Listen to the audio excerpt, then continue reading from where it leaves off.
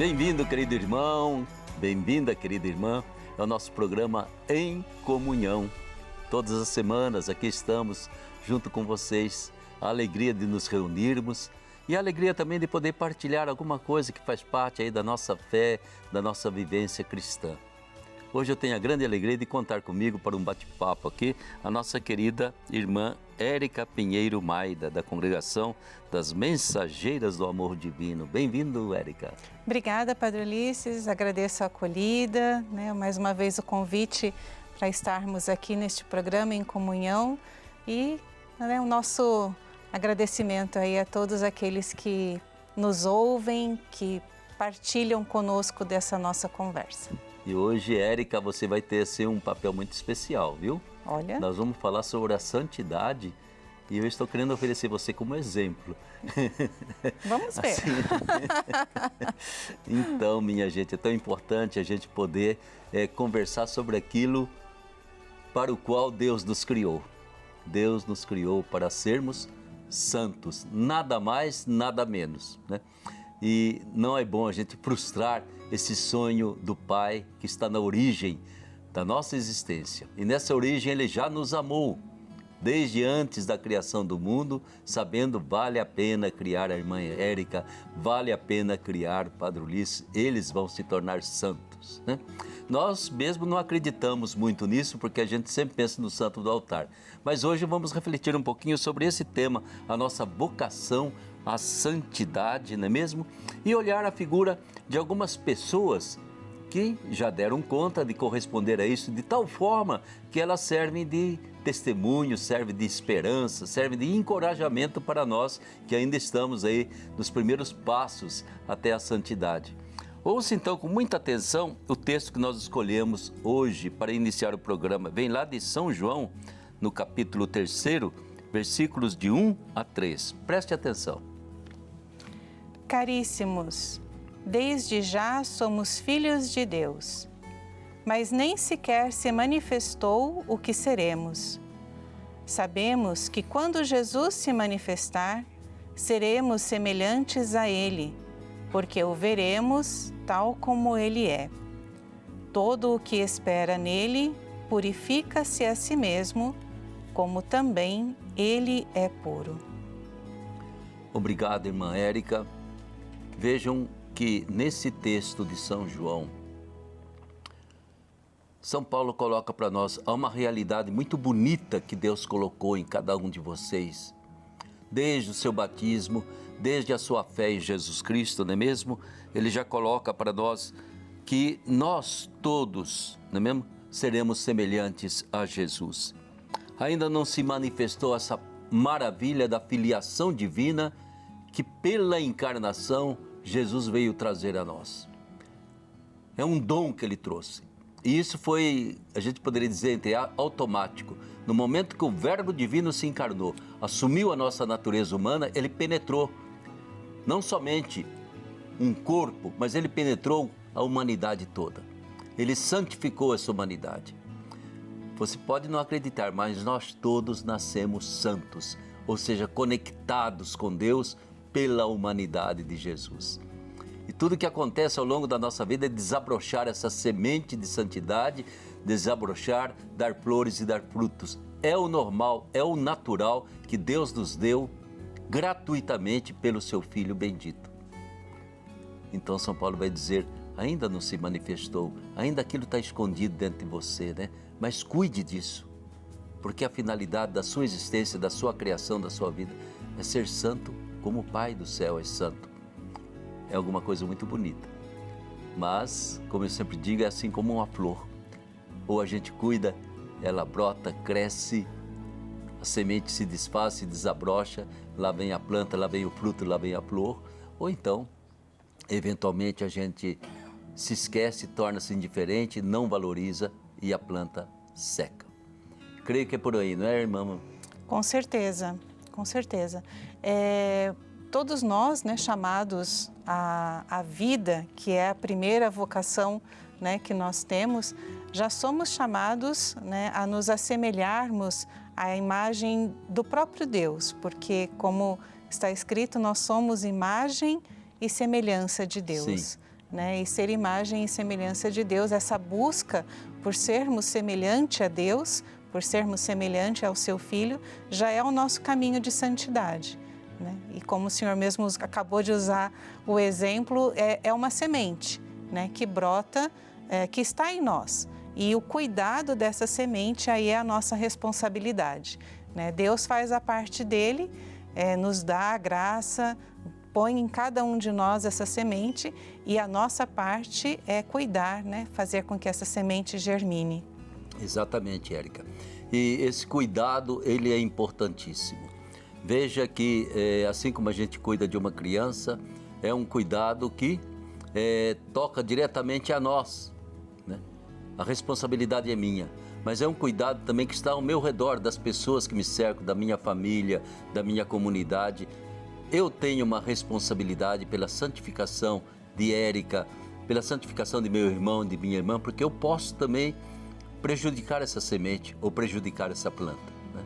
Então, é toda a igreja que se debruça sobre cada ser humano desde o batismo para levá-lo ou levá-la à santidade.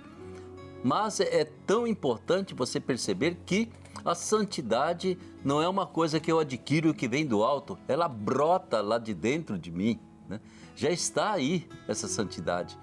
Tenho a liberdade de contrariá-la, de não aceitá-la, mas nascemos para ser santos e o dom de Deus já foi implantado dentro do meu coração. E se ninguém atrapalhar, ele vai crescer normalmente. Se eu não atrapalhar, eu vou me tornar santo normalmente. Será que você entende isso? Porque às vezes eu tenho a impressão que muita gente pensa que a gente nasce tudo condenado ao inferno, já na mão dos demônios, e tem que fazer penitência, e tem que fazer isso, senão não me salvo. Salvação não é na base do esforço e dos merecimentos, é na base do amor, do dom que Deus deu para nós e da gente corresponder a isso. Ou seja, a gente não se torna santo quando a gente não quer corresponder àquilo que Deus já me deu. O talento está dentro de mim. E isso é tão claro, né, irmã, que tem tanta gente que já deu conta, né? Sim. Tem tanta gente. Nós vamos lembrar um pouquinho nesse programa de a Beata Benigna, né? Essa menina, porque morreu com 13 anos, nasceu lá no Ceará, se não me engano, Santana do Cariri, né?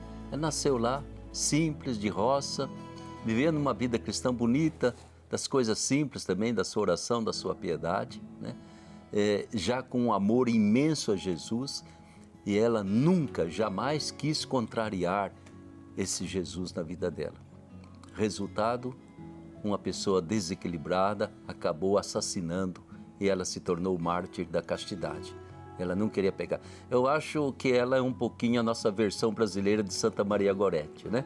Por isso ela foi beatificada exatamente por essa capacidade de eu não quero pecar, eu vou guardar a minha castidade, e por mais que a pessoa insistisse em violentá-la, ela não aceitou e acabou morrendo, meu Deus do céu, mesmo com golpes de foice, se não me engano, né?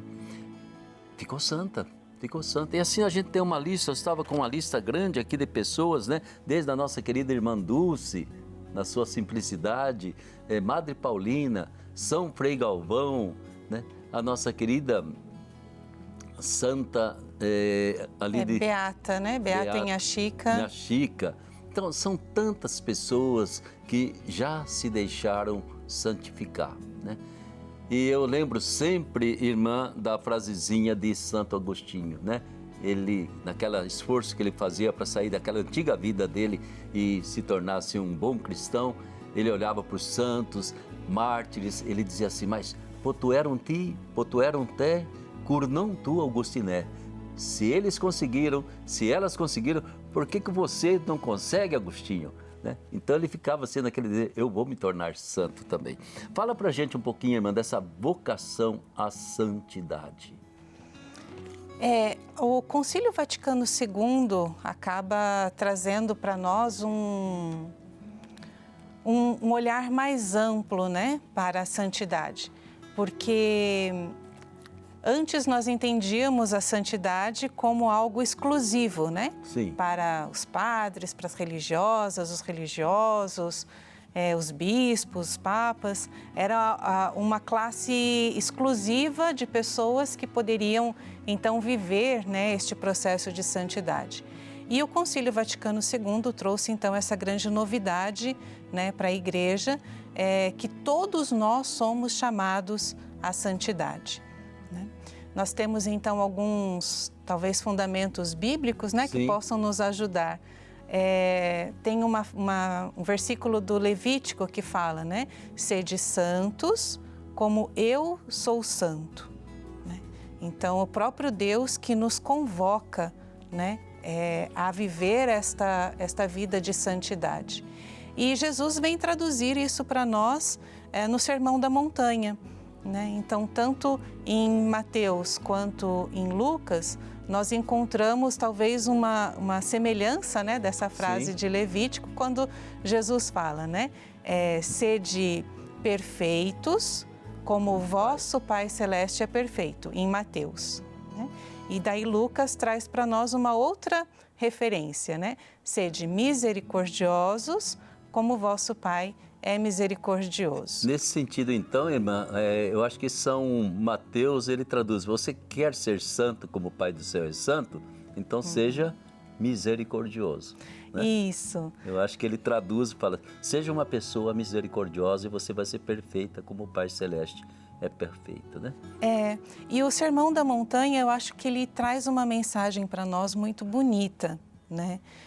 Que a gente explora pouco essa catequese de Jesus. Sim. Porque Jesus, ele em vários momentos, ele fala, olha, vocês ouviram isso, mas eu estou pedindo isso de vocês. Algo mais. Algo mais. Né? Então, justamente a nossa busca de santidade é ir além daquilo que nós estamos acostumados. E esse né? ir além, no dia a não dia. é, Érica? O ir além realmente significa, olha, Antigo Testamento, Moisés propôs os 10 mandamentos. Nós continuamos a repetir os 10 mandamentos. Jesus, ele vai dizer, eu porém vos digo, eu quero as bem-aventuranças. Eu não quero só que você não mate, não minta, não faça isso, não faça aquilo. Eu quero que você faça. Aí vem as bem-aventuranças. Sejam misericordiosos, não é mesmo? Tenham essa capacidade de ser pobre. Vocês vão pertencer ao reino dos céus na medida que você tem sede, fome de justiça. Sejam promotores da paz, aguente a perseguição que vier, entende? Não precisa reagir com violência em hipótese alguma, nesse sentido de que constantemente Nosso Senhor está propondo algo mais. Né? Ele nos quer santos, porque Ele, Jesus, é santo. São os passos de Jesus, é esse discipulato de Jesus que nos leva à santidade. Apesar de nossos pecados, né? O pecado não atrapalha a gente ser santo, né, irmã? De forma alguma. Os defeitozinhos que a gente tem, né, e todo mundo tem seus defeitos, todos os santos tiveram defeitos, mas essa união, essa conexão, esse link de 24 horas com Deus, essas pessoas mantiveram, né? Mesmo batendo no peito, pedindo perdão a Deus, mas tiveram esse link com Deus o tempo todo. Santidade é isso, gente, é em comunhão com Deus, viver em comunhão, como é o nosso programa, né? E o Papa Francisco também recentemente, né, nos presenteou com, né, um documento sobre a santidade, o Gaudete et Exsultate, né? Ah, sim, muito bonito. Muito lindo, fininho, né, fácil compreensão, como é a característica, né, do Papa Francisco. E ele traz para nós justamente a vida, né, de santidade do pai de família, né? A mãe de família, aquele que se dedica a fazer bem as pequenas coisinhas. Santos, né, à nossa dia porta, a dia. né? E ele coloca 5 passos, né, para a santidade que são bem interessantes para a gente explorar. O primeiro de tudo, né, viver a paciência. Né? E eu acho que isso é fundamental no dia de hoje, porque a gente vive num mundo acelerado. Sim. Né? E a paciência, eu acredito que seja uma grande virtude para nós irmos treinando no cotidiano do dia para exercitar, né, este processo de se assemelhar à pessoa de Jesus. Eu costumo dizer que a paciência, troca as palavras, é a ciência da paz. É. A paciência é a ciência da paz, de como eu consigo me manter em paz, né, diante daquilo que poderia me perturbar, me desequilibrar, me tentar, me derrubar, a ciência da paz. A segunda característica é a alegria. Sim. Então, viver como em outro documento, né, que o Papa Sim. coloca, um cristão com cara de Sexta-feira Santa não é um cristão, né? Então, mas viver a alegria, né?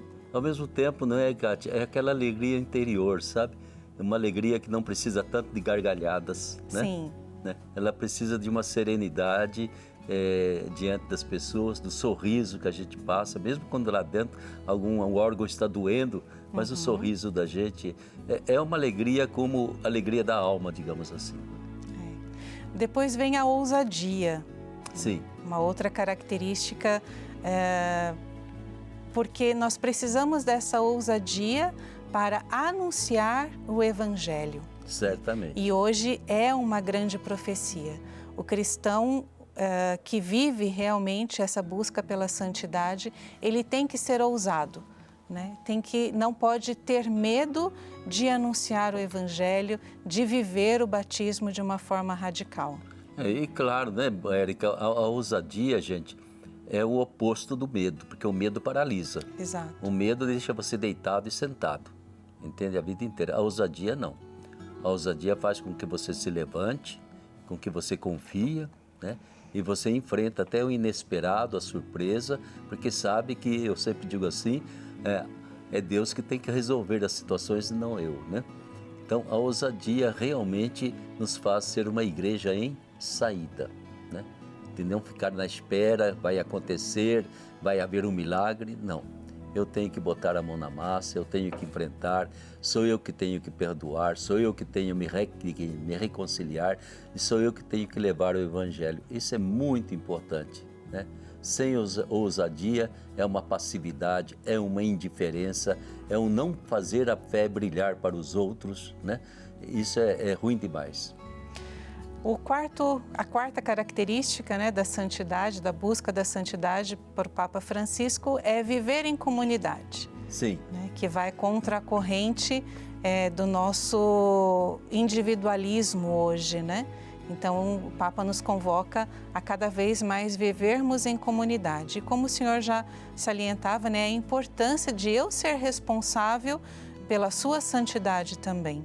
Né? Tanto o senhor é responsável pela minha santidade quanto eu pela sua, né? Então eu acho que essa é a busca da vivência em comunidade, né? Exatamente, né? Você dizia muito bem, a gente tem hoje uma tentação muito grande do individualismo, né?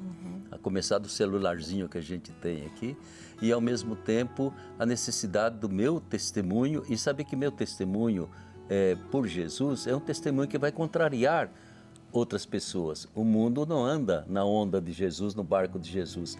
E o meu eu vou ter que andar um pouco contra a corrente em muitas coisas, né? Então aí entra tanto a ousadia como o desafio, porque é um desafio, Érica.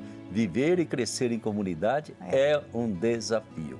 Eu vou conviver com pessoas diferentes, que pensam diferentes, pessoas que, sabe Deus, né, tem uma outra ideologia. Eu vou conviver, eu vou amar essas pessoas, eu vou servir, eu vou ajudar, eu vou colaborar. Isso depende de uma atitude interior de fé muito profunda. Não depende se a outra pessoa é simpática ou não é simpática, é bonita ou não é bonita, é idosa ou é criança. É o desafio viver e crescer em comunidade. Por quê? Porque no fundo da nossa existência, aí no fundo da nossa criação, minha gente, nós fomos criados para entrar na comunhão da Trindade, na comunidade da Trindade. Né? Eu tenho que fazer o treinamento aqui na Terra, vivendo em comunidade. Comunidade de família, não é, Érica? Sim, comunidade paroquial. Comunidade paroquial, comunidade, entende, que é aquela que eu frequento. Comunidade, até mesmo muitas vezes no trabalho, que a gente consegue, às vezes, fazer esse laço do tu a tu com outra pessoa.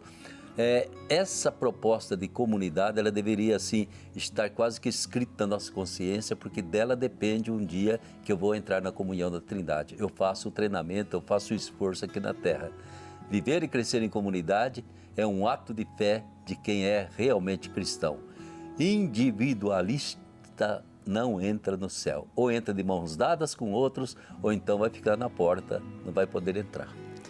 E a última característica, né, dessa busca de santidade é a oração, né, que é um aspecto fundamental para nós hoje, porque e eu coloco, né, a questão da oração como a leitura da palavra de Deus, né, a leitura orante, porque se nós queremos, se a busca pela santidade, né, é ser santo como Deus é santo, né, se a gente não conhece a Deus, se a gente não convive com Deus, se a gente não encontra em Jesus Cristo uma verdadeira pessoa que eu possa me relacionar, que eu possa conversar com Ele, né? Então, não é o caminho ideal, né? Então, se eu quero me assemelhar à pessoa de Jesus Cristo, eu tenho que conhecê-lo, né? E a forma mais sublime para conhecer a Jesus Cristo é a leitura orante da palavra. Eu acho interessante você tocar nesse ponto, porque normalmente a gente aprende oração. Aprende oração, o que é que faz? Ave Maria, Pai Nosso, crê em Deus Pai, né? E fazer o sinal da cruz. E com o tempo, Érica, muitas dessas orações se tornam assim meio automáticas. Exato. Né? Elas saem da gente distraidamente, sem que a gente... E o bate-papo com Deus? A oração é um diálogo filial, familiar com Deus. Já dizia Santo Afonso, né? É o momento que eu me recolho, né? Vou ali, agradeço, vou ali, reclamo, peço, suplico, choro, me alegro. Oração deveria ser uma coisa assim, como eu estou conversando com Érica, assim eu converso com Jesus, assim eu converso com Nossa Senhora, assim eu converso com meu santo padroeiro, assim eu converso com o Pai. Né? Não tenha preocupação de amontoar rezas decoradas, porque você, diante do seu pai e de sua mãe, você não fica recitando textos e lendo textos. E nós reduzimos a nossa oração muitas vezes a ler textos ou a fazer coisas decoradas e ficamos distraídos durante aquilo, né? Por que não tem aqueles 5 minutinhos de um bate-papo livre, tranquilo? Né? Jesus, estou aqui, entende? Passei por isso, por aquilo, estou com algumas dúvidas, tenho alguns problemas. Dei um resvalão ali, falhei, não tratei aquela pessoa como devia tratar. Gente, a coisa mais gostosa é exatamente o bate-papo, a oração como bate-papo com Deus filial. Ele é meu pai, eu sou filho, ele é meu irmão, salvador, fui salvo por ele, por que eu não bato um papo, né? Eu achava muito bonito, Érica, lá em Angola, numa igreja ali de Luanda. Eu entrei na igreja, não havia padre, não havia celebração, não havia nada. Mas lá na frente havia um grupo de senhoras. E eu achei muito curioso, cheguei lá perto, fui ver o que estavam fazendo. Estavam elas batendo na porta do sacrário, né? Olha só. Quase que dizia assim, ô de casa, o senhor está aí? E com gestos, com tudo, sabe? Conversando, não estavam rezando nenhum terço, nada. Estavam ali batendo, conversando. A gente tem que aprender isso, gente. A gente tem que aprender. Hoje eu tenho muito medo. Eu rezei tantos terços. Falei, se você rezar uma Ave Maria bem rezada, é capaz de agradar mais o coração de Nossa Senhora do que sapecar orações. Sapecar oração não é oração, assim como a gente também ficar recitando coisas decoradas diante de um amigo ou de uma amiga, não refresca nada. Né? Refresca que eu chegue perto dela, entende? Te quero bem, como é que você está, entende? O que você fez de bom. Aí a gente realmente... Eu acho que entender a oração, porque você não acha, Érica, que de vez em quando nós religiosos também, e lemos livro, e fazemos, e cantamos, né? E saímos do mesmo jeito que cantamos. Exatamente. Exatamente. Então, santidade não é uma coisa do outro mundo, né? Essa menina benigna, ela é um exemplo para nós, né? Num mundo, digamos assim, de uma certa libertinagem, num mundo em que principalmente a maravilha da sexualidade humana transformada em objeto de mercado, transformado para simplesmente ganhar dinheiro, excitar as pessoas, um mercado erótico doloroso, triste, né? Que rebaixa toda a beleza da sexualidade humana e não tem quem não pegue o seu celular, o seu notebook, não vá atrás desses sites. De repente tem uma menina que com 13 anos não permitiu ser desrespeitada. Isso é importante.